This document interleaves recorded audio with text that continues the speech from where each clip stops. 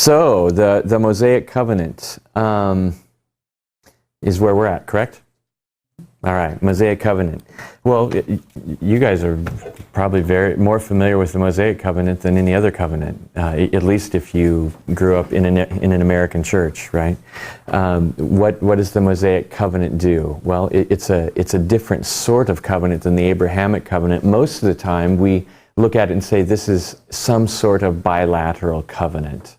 And that's very much the case. I think I said last week, I don't really spend a lot of time on the unilateral, bilateral covenant distinctions, because it sure seems like there's certain stipulations given even in the unilateral covenants, like the Abrahamic covenant even. So I'm not as concerned to work through that, but the Mosaic covenant definitely is a bilateral covenant in the purest sense, and yet it is still a covenant of grace. Right, God steps in and rescues a people, and so the kingdom, this nation, this fledgling nation of Israel, is granted a status, and they're being ushered into this place, and that's going to have big implications for the kingdom of God later, because here's a people that are supposed to be ruled by God, and they're being taken into this place, this special place, the promised land. What does the Mosaic covenant do? Well, there are a lot of stipulations, and that's normally what we think of when we think of the Mosaic covenant. And yet, all the suzerain vassal stuff that we talked about last week in terms of the ancient Near East covenants, it applies here. It's very easy to pick out how there is or how we might find the historical prologue, the stipulations, the provisions for reading, things of that nature. Okay, so all that's there in the Mosaic covenant. Mosaic covenant delivered at Mount Sinai, which is significant from a biblical theological perspective, because Sinai ends up being emblematic of the law. And by the time we get to the new covenant, the old covenant pales in comparison to the new, to such a degree that Paul will liken the old covenant to a covenant of death and a covenant of stone and a fading glory compared to this new covenant gospel that he is an apostle of, that has a glory that increases over time. What do we want to say about the Mosaic covenant? Well, you're probably all familiar with the tripartite division of the Mosaic covenant, that there are civil laws, there are moral laws, and there are ceremonial laws. And of course, this is an imposed structure on the Mosaic law. In one sense, it runs contrary to biblical reasoning, because James is going to make the case that if you break one law, you break them all. And so you don't find that distinction well, you don't find the distinction in the law itself, and you really don't even find that distinction as much in the commentary on the law that we find in the prophets and in the New Testament. And yet, it is there, and it's very important that we recognize that. I believe, what is there, 613 laws according to some rabbinical estimations. There are ceremonial laws that have to do with the cultus, the worship practices of Israel. There are civil laws that have to do with this theocratic nation, how they're to govern themselves, and then there are moral laws. Oftentimes, the ceremonial laws have an awful lot to do with how the nation of Israel is to be distinct, and so if you lump the cleanliness laws and the holiness laws into these ceremonial laws, then you get this nice, neat little division where you can say, as a New Covenant believer, that the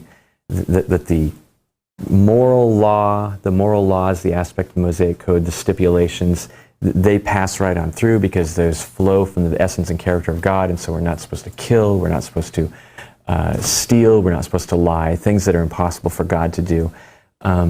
We are, and yet things related to the civil governance of Israel no longer apply, because we're not a theocracy and we're not Israel, and the the ceremonial law is fulfilled in Jesus Christ. That's probably too nice, neat, and tidy to be of any practical use, okay? But nevertheless, that is oftentimes the way that we think about the laws. The stipulations also seem to follow, especially in the book of Deuteronomy. What you find, it seems to me, is these laws, like you find in the Ten Commandments, that are normative, that are absolute, and they would be like, do not murder, do not steal, do not lie. And then you have case law, it appears. That's a debated thing, but that's kind of where I would land.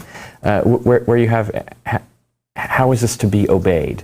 And so case law is given to provide wisdom for the people of Israel in obeying the law.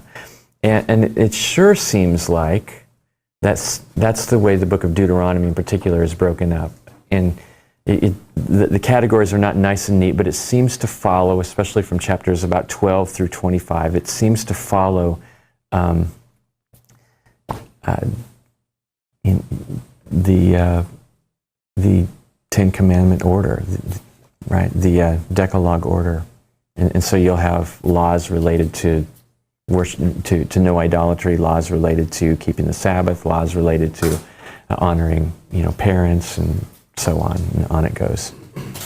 So that's kind of how it's broken up. What else is the Mosaic Covenant doing?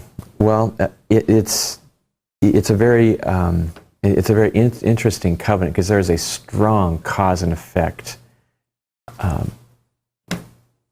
flavor to the Mosaic law.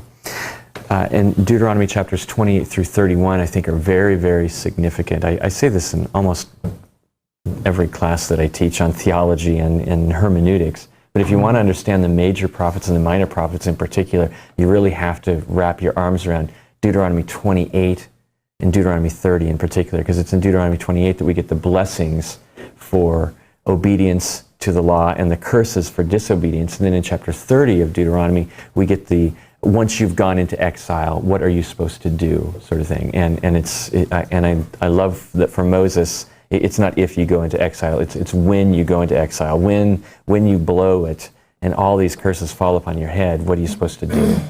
And then what we find as we read the major prophets and the minor prophets is they are just warning continually that what God promised would happen will in fact happen. I'm not denying any sort of inspiration or any sort of special revelation given by God to the prophets, but virtually everything they have to say flows out of the Pentateuch. It's all kind of right there. The Mosaic Covenant really maintains the unique relationship between God and Israel. So much of what we find in the stipulations of the covenant is all about being separate, and that is a really big deal as we're tracing biblical theological themes, because God does not want His people, Israel. Actually, in the book of Exodus, when God is talking to Moses, He calls Israel His son, and He demands of Pharaoh that you let my son go. Okay, so much of what we find in the stipulations of the law are all about maintaining some uniqueness, and it's as though God is saying to the people, I'm going to take you into this land, and you are going to be surrounded by pagan nations, but you are not to be like them. And He says this over and over again. You are not to be like the other nations. You are not to be like the other nations. And God reminds them, and this is almost the historical prologue sort of stuff. He reminds them over and over again that I have called you as a distinct people for myself. He even uses languages of a nation of priests, that Israel in some sense is going to mediate blessing to the other nations. You get this idea as you read through the Pentateuch. But they were to be very unique because they were God's holy possession. They had been set apart for God. And so then what was done in the case of the Levites, very particularly, what was done for the firstborn and being set aside and given over to the Lord was true of the nation as a whole. They had been bought out of slavery. They had been redeemed in the Exodus, and they were God's special possession, and they were supposed to act like it. God had rescued them, saved them, bought them. They belonged to Him, and every aspect of their life was supposed to be a demonstration of this. And so they had all these laws, and so often the laws that we see in the Pentateuch, in Exodus, in Leviticus, in Deuteronomy, that seem so bizarre to us, I really think are God saying, look, you're going to be different, and to ensure that you're different, you're going to eat differently than the people around you. You're going to plow your fields differently. You're going to sow your fields differently. You're going to breed your cattle differently. You're going to dress differently, and you are most surely going to worship me differently. And I think that's what's going on there. And so as I read, like as I go to the Jesus junk stores where they sell also all manner of books, dieting God's ways and that kind of thing. And so you can go back and you can eat like you're keeping kosher and you'll lose, weight. I don't know if it's a tenfold promise or anything like that. I might be mixing my heretical categories at that point, but and I look at that and I go, man, I think you're just missing it here. I don't think that's what the food laws were about. There have been great efforts made to demonstrate how the food laws were far more healthy than not keeping kosher. But then you think, what? So when Jesus shows up, He doesn't care about our nutrition anymore? He just declares the food laws null and void, and so go out and kill yourself, on bad shellfish or something. And so, I'm just glad to be a New Covenant believer.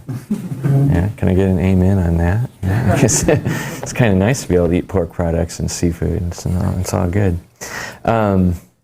Okay, so that's what I think. That's what's going on there. Now, being in a unique relationship with God didn't mean that you just ate differently and dressed differently and talked differently. No, there were strong ethical distinctions as well. And the Israelites were going to be marked by being governed differently. You find much in common with the ancient Near East in terms of law, which I think we would expect given that we're all Imago Dei. And the work of the law, which is being given at this point, is written on the hearts of all humans until our consciences become so seared and corrupt that we are almost not human anymore. But we also find in the Mosaic Code some laws of governance that are far more compassionate and just than what was found in the ancient Near East as well. So you get that as well.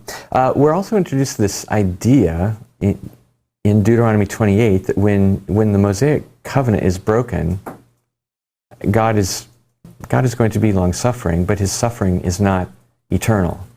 I know we think of God as being all-knowing and all-powerful, but He is not eternally patient. Okay. He's long-suffering, and it might even seem like He's eternally patient, but I think His patience runs out. And I have a whole Bible full of testimony to that fact, that God's patience does run out at some point.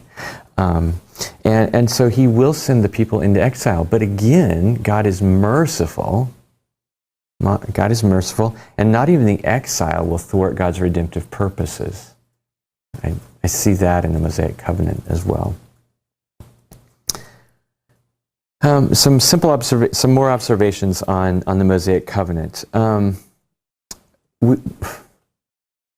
The Promised Land is a really big deal, obviously, as you're reading through the Pentateuch, because there's this anticipation through all the Pentateuch of going into the Promised Land, and the Promised Land takes on this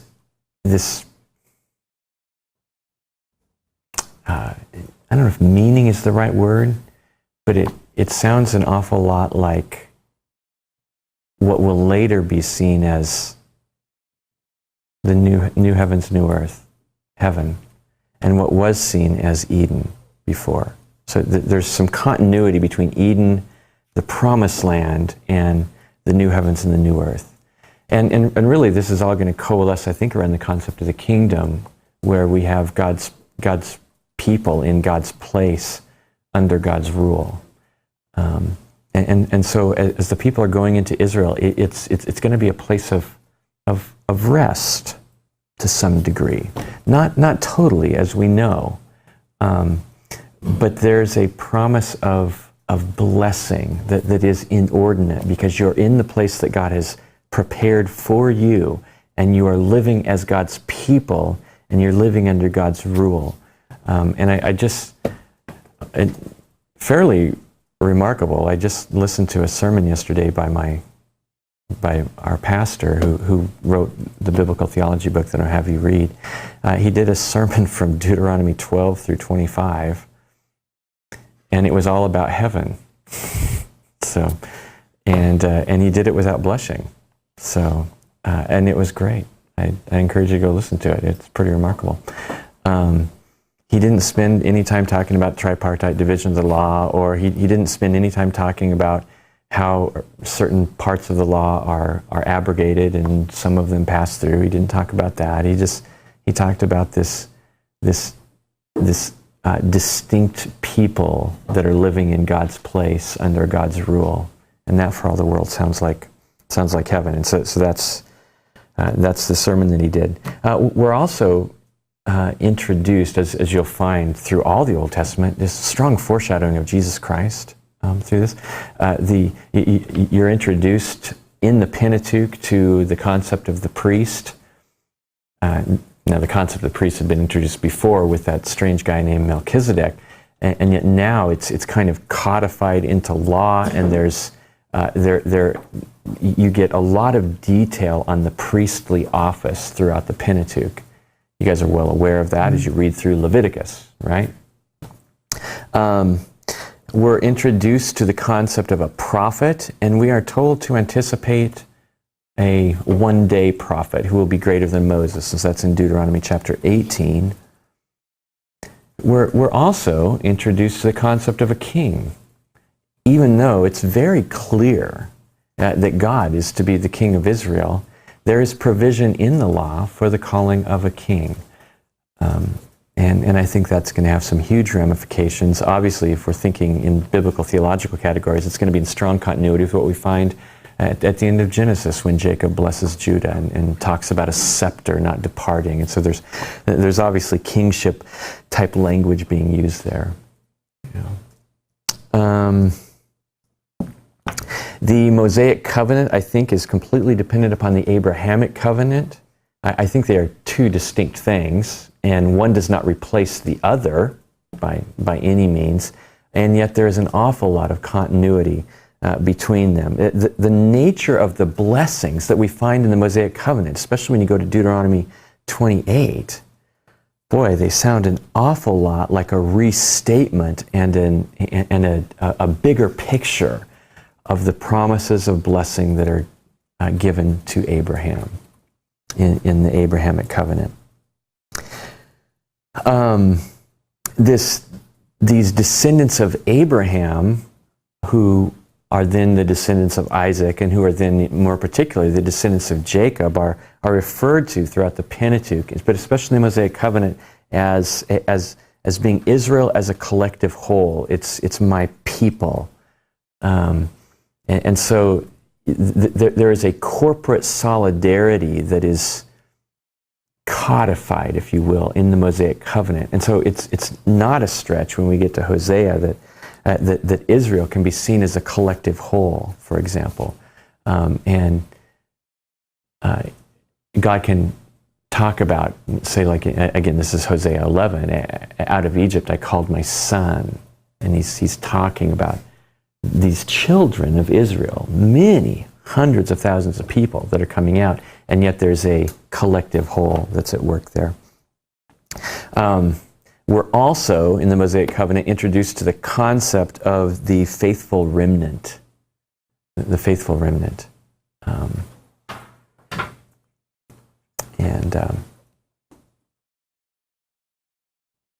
You'll find that particularly towards the end of Deuteronomy, when God promises to rescue his people.